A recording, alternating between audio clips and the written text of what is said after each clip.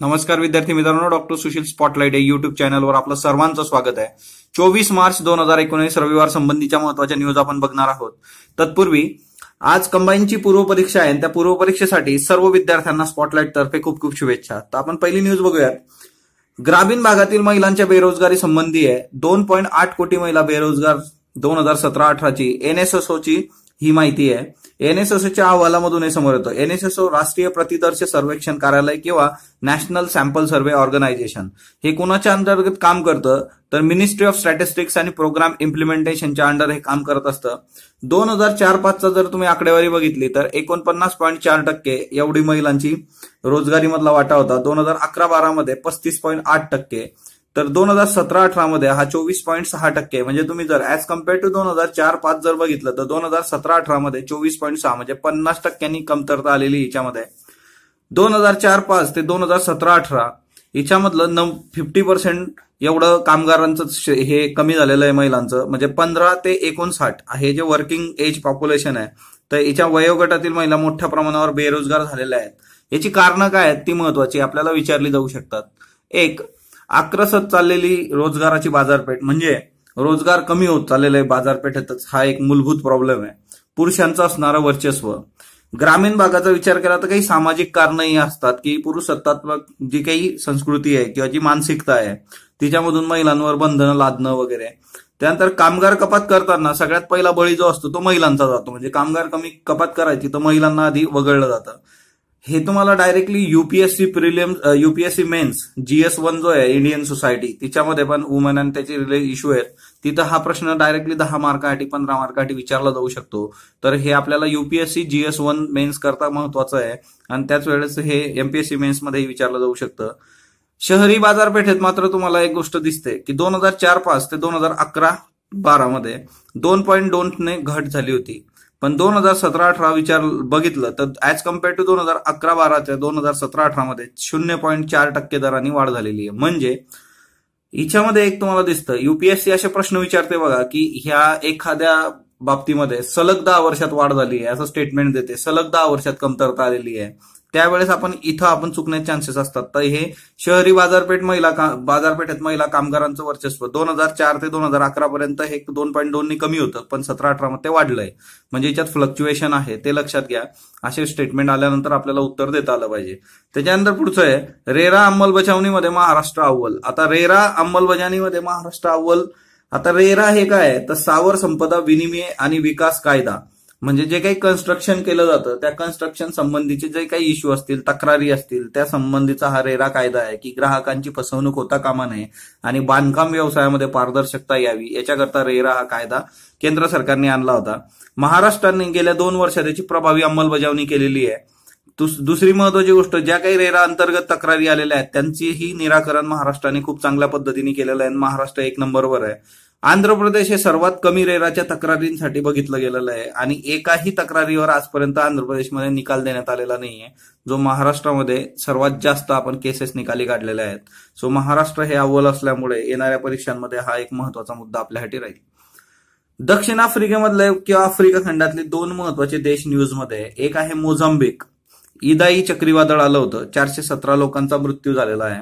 आणि माली मधला डोगन म्हणून शिकारी समुदाय असतो इथं, त्यांनी पेऊल समुदायावर हल्ला केला आणि 50 नागरिक ठार झाले। आता आपल्यासाठी न्यूज काय आहे की डोगोन, पेऊल हे जे समुदाय हे कुठं असतात तर ते माली देशामध्ये शिकारी समुदाय आहे आणि हे आफ्रिकेत आहे 2 देश। आपण मॅपमध्ये बघूयात बरं की माली आणि मोझांबिक हे जे 2 देश आहेत ते नेमके कुठं आहेत। तर तुम्ही जर हा मॅप बघितला तर मॅपमध्ये हा मोझांबिक नावाचा देश आहे बघा। मोझांबिक चॅनल आणि मादागास्कर आणि मोझांबिक या दोघांमध्ये काय आहे तर मोझांबिक चॅनल आहे। हा इथं मापुटो बे पण आहे, मापुटो बे। ओके, तर हे इथं मापुटो बे सुद्धा आहे, तर हे पण एक लक्षात ठेवायचं। त्याच्यानंतर न्यूजमध्ये तुम्ही हे रेफरन्स आहे की जे वारे आले तिच्यामुळे झिम्बाब्वेमध्ये वर्षा झाली। म्हणजे इथं इदाई नावाचं वादळ आलं, चक्रीवादळ, आणि ते वारे जे आले तिच्यामुळे झिम्बाब्वेमध्ये पाऊस पडला। ओके, सो झिम्बाब्वे इथं हा मालावी नावाचा देश आहे आणि हा इंडियन ओशनचा भाग आहे सगळा। तर हा झिम्बाब्वे देश इथं तुम्ही बघू शकता आफ्रिकेच्या साऊथमध्ये. आणि माली नावाचा जो देश आहे तो तुम्हाला इकडे बघायला मिळेल बघा वरती नॉर्थ वेस्ट साईडला हा माली नावाचा देश आहे. आपण लँडलॉक कंट्री आहे. मोझंबिक हा काही लँडलॉक कंट्री नव्हता, साईडने त्याला इंडियन ओशन आहे बघा, बॉर्डर करतो. माली हा लँडलॉक आहे. इकडं मॉरिटियाना आहे, वरती अल्जेरिया आहे, इकडे नायगर आहे, हा बुर्कियाना आहे, क्वांटिडिओर आहे, गुनिया आहे, ओके, आणि हा गॅम्बिया. हिच्यामधून जे काय आहे तर तो पूर्ण देश आपला जो आहे माली जो आहे तो पूर्ण लँडलॉक कंट्री म्हणून तुम्ही बघू शकता. सो माली आणि झिम्बाब्वे हिच्यामध्ये काही महत्वाचे इश्यू आहेत बघा. जर तुम्ही बघितलं की याचं फिजिकल जर फीचर्स बघितले मोझंबिकचे, तर ही जी नदी तुम्हाला दिसते, ही जी नदी आहे ही झांबेजी नदी आहे बघा. हे खूप महत्वाचं आहे. झांबेजी नदीचं रेफरन्स काय आहे की युगांडा, तांझानिया इथं जो व्हिक्टोरिया लेक आहे तो हिच्यामध्ये येतो. व्हिक्टोरिया लेकचा पण रेफरन्स येतो याच्यासाठी झांबेजी है ना. Victoria drops into the Zambezi river by 128 metre. आता ही झांबेजी नदी आहे. हा सगळा जो मोझंबिक आहे आपण बघितला होता, मोझंबिक कोस्टल प्लेन सुद्धा आहे, तिच्यावरून तुम्हाला अजून गोष्ट क्लिअर होईल. हे जे हे मोझंबिक कोस्टल प्लेन आहे. त्याच्यानंतर ही जी खालची नदी आहे ही नदीचं नाव आहे लिम्पोपो. ही पण महत्वाची आपल्यासाठी. झांबेजी नदी सुद्धा महत्वाची आहे, ओके. त्याच्यानंतर दुसरी महत्वाची बाब जी आहे ती म्हणजे काय की हा वरती तुम्हाला व्हिक्टोरिया लेक संबंधीचा हे आहे सगळा, की टांझानिया, त्याच्यानंतर युगांडा, ओके, आणि केनिया. त्याच्यानंतर नेक्स्ट वन ते म्हणजे काय तर ऑरेंज नावाची नदी आहे इथं, ती पण एक लक्षात असू देत, हे आपल्याला महत्वाचं आहे. त्याच्यानंतर नामिबियाचा जर रेफरन्स आला आहे समोरचा, हा नामिबिया आहे. नामिब डेझर्ट इथं आहे. हे जे बोस्वाना आहे इथं कलहरी डेझर्ट आहे, हे पण खूप महत्वाचं आहे. आणि इथं जेन्स्को नॅशनल पार्क आहे, हे महत्वाचं आहे. त्याच्यानंतर दुसरी महत्वाची बाब जी आहे ह्या सगळ्या याच्यामध्ये ती म्हणजे काय की हे तिथं हाय वेल्ड आहे बघा. आपण ग्रासलँड बघतो तर आफ्रिकेमधले असणारे ग्रासलँड कुठले आहे तर वेल्ड्स त्यांना म्हटलं जातं, तर हे हाय वेल्ड सुद्धा इथं आहेत. सो हे रेफरन्सेस आपण लक्षात ठेवणं गरजेचं आहे, ओके. त्याच्यानंतर पुढची न्यूज बघूयात आपण. आरबीआयने दृष्टीहीनांसाठी नोटा ओळखण्याकरता मोबाईल ऍप विकसित करण्यासंबंधी 4 सदस्यांची समिती गठीत केलेली आहे. National association of the blind nab यांनी एक जनहित याचिका दाखल केली होती की नाणी आणि नोटा दृष्टीहीनांना ओळखता याव्यात म्हणून त्याच्या स्वरूपात बदल करण्यात आला पाहिजे आणि तसे कोर्टाने आरबीआयला निर्देश द्यावेत. आरबीआयने या बाबतीमध्ये सकारात्मक पाऊल उचललेलं आहे. आरबीआयने म्हटलं होतं की 100च्या मूल्यावरील नोटांचं स्वरूप हे सहजपणे ओळखता येतं, पण कालांतराने काय होतं की ते जे इन्क्लूड केलेलं असतं तिच्यावरचे वेगवेगळे, जसं लाल महल वगैरे आहे, लाल किल्ला वगैरे आहे, तर ते बोट लावून नंतरच्या काळामध्ये ते कालांतराने ते जे काही फीचर्स असतात ते एवढे प्रॉमिनंट राहत नाही आणि नंतर प्रॉब्लेम येतो. सो त्याच्याकरता मोबाईल ऍप काढण्यात येणार आहे आरबीआयद्वारे, जेणेकरून त्याचा फायदा होईल दृष्टीहीनांना. त्याच्यानंतर नेक्स्ट वन आहे, एक खूप महत्वाचं आर्टिकल आलेलं आहे, मोरारजी ते मोदी 8 काँग्रेसेतर पंतप्रधानांवर लोकसत्ताने लिहिलेलं आहे बघा. आतापर्यंत 8 काँग्रेसेतर पंतप्रधान झालेले आहेत. सर्वात पहिले जे होते ते मोरारजी देसाई होते. त्याच्यानंतर चौधरी चरण सिंग, विश्वनाथ प्रताप सिंग, चंद्रशेखर, एच.डी. देवेगौडा, इंदर कुमार गुजराल, अटल बिहारी वाजपेयी आणि नरेंद्र मोदी. हे 8 पंतप्रधान आहे. यांची कारकीर्द जर तुम्ही बघितली तर 17.5 वर्षाची, त्यात पण अटलजींचे 6 वर्ष आहे आणि मोदीजींचे 5 वर्ष आहे. म्हणजे 11 वर्ष या 2 लोकांचे आहे. बाकी सगळी लोक कुणाला 1 वर्ष, 2.5 वर्ष, 6 महिने असं मिळालेलं, 10 महिने. मोरारजी देसाईंच्या बाबतीत जर बघितलं तर हे पहिले काँग्रेसेतर पंतप्रधान होते, जेमतेम 2.5 वर्ष सत्तेत होते. 44वी घटना दुरुस्ती 1978 साठी ओळखले जातात. ते बरेचसे चेंजेस जे होते, 42व्या घटना दुरुस्ती आणि त्याच्यानंतर 44वी घटना दुरुस्ती. जानेवारी 1978 मध्ये मोठ्या चलनी नोटांचं विमुद्रीकरण केलं होतं यांनी, 1000 त्यावेळेचे. त्यानंतर परराष्ट्र धोरणाच्या बाबतीत अस्सल अलिप्ततावादासाठी ओळखले जातात मोरारजी देसाई. म्हणजे सोव्हिएत रशियाशी वाढलेली जी काही जवळीक होती इंदिरा गांधींमुळे, ती या काळामध्ये कमी झाली होती. 1978 मध्ये अमेरिकेचे अध्यक्ष जिमी कार्टर यांनी भारताला भेट दिली होती. ऑब्व्हियसली हा सर तुमच्या लक्षात येईल, सोव्हिएत रशिया आणि अमेरिका, त्याच्यामुळे हे संबंध कमी. तर 1978 मध्ये जिमी कार्टर यांनी भारताला भेट दिली होती. तर मोरारजी देसाई यांच्या कारकिर्दीमधल्या ह्या महत्वाच्या बाबी आहेत. हा सरळ पोस्ट इंडिपेंडन्स मध्ये युपीएससी मेन्सलाही कामात येईल तुम्हाला किंवा बाकीच्या परीक्षांमध्ये. त्याच्यानंतर चौधरी चरण सिंग यांचं काय एवढा इश्यू नाहीये. विश्वनाथ प्रताप सिंह जे होते, जेमतेम 1 वर्ष यांना मिळालं होतं. आंबेडकरांना यांनी भारतरत्न दिला की बऱ्याचदा यांना विरोध होत आला होता. मंडल आयोगाच्या अहवालाची अंमलबजावणी यांनी केली. व्हीपी सिंह. त्यांनी अन्य मागासवर्गीयांना 27% आरक्षण देण्यात आलं. जगमोहन यांच्यासारख्या महत्वाच्या व्यक्तीला जम्मू काश्मीरचा राज्यपाल म्हणून यांनी नियुक्त केलं होतं. चंद्रशेखर यांना 6 महिने मिळाले होते बघा. त्यांनी सुवर्ण साठा गहाण ठेवून निधी उभारला भारतासाठी आणि म्हणजे जी काही जगात नाचक्की झाली असते आपली ती सगळी वाचवली होती. चंद्रशेखर त्यासाठी ओळखले जातात. SD देवेगौडा 10 महिन्यासाठी यांना स्कोप भेटला होता. दिल्ली मेट्रो त्यांनी हे केलेलं होतं. त्याच्यानंतर पॅलेस्टाईनची चिंता न करता इस्रायलच्या पंतप्रधानाला निमंत्रण दिलं आणि ती भेट घडवून आणली.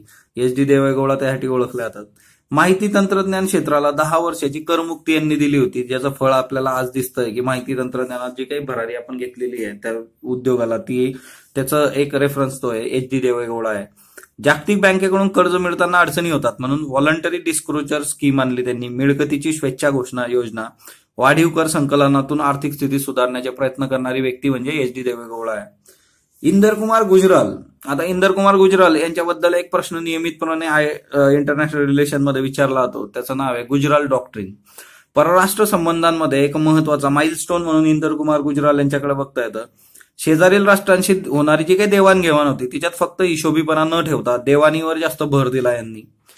सर्व दक्षिण आशियाई देशांकडून परस्परांच्या हितसंबंधाला आळ येणाऱ्या कारवाया आपल्या देशात होणार नाही याची यांनी हमी दिली आणि दुसऱ्या देशांकडूनही ती घेतली. परस्परांच्या भौगोलिक सीमांचा तसेच सार्वभौमत्वाचा सन्मान करण्यासंबंधीचा याच्यामध्ये एक पायंडा त्यांनी पाडला.